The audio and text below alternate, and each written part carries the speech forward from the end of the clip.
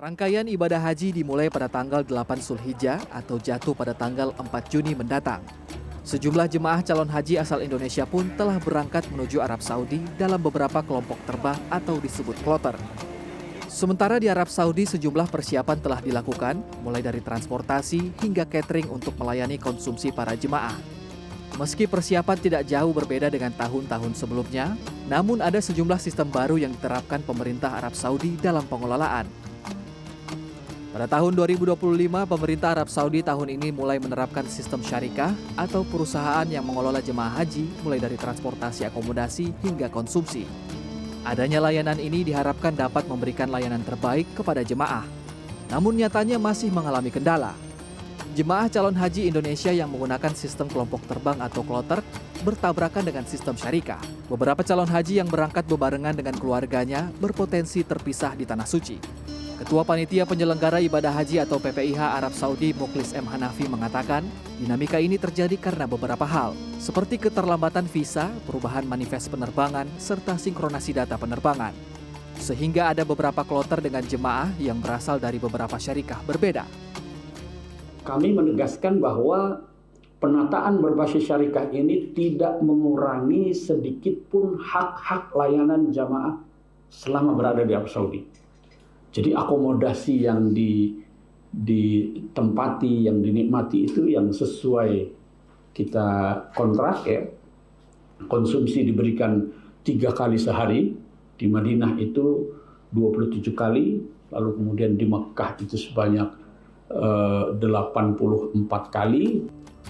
Selain adanya fenomena kloter campuran ini, sistem syarikah juga mengalami kendala dalam penerbitan kartu nusuk, yang merupakan identitas digital yang wajib dimiliki jemaah haji di Arab Saudi.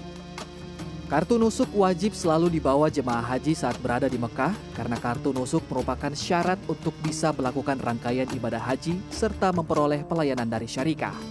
Meski begitu, sistem baru identitas nusuk bukan tanpa kendala. Ketua Himpunan Penyelenggara Umroh dan Haji Himpu M. Firman Taufik menyebut, aplikasi sistem identitas Masar Nusuk sejak awal sangat sulit diakses. Firman berharap ke depan sistem ini terus diperbaiki pemerintah Arab Saudi. Tahun ini pemerintah Saudi migrasi, Mas Freddy. Dia punya sebuah sistem baru yang namanya Masar Nusuk. Dan sistem ini dapat kami tegaskan sangat amat prematur untuk perhelatan sebesar haji, melayani jamaah haji dari seluruh dunia.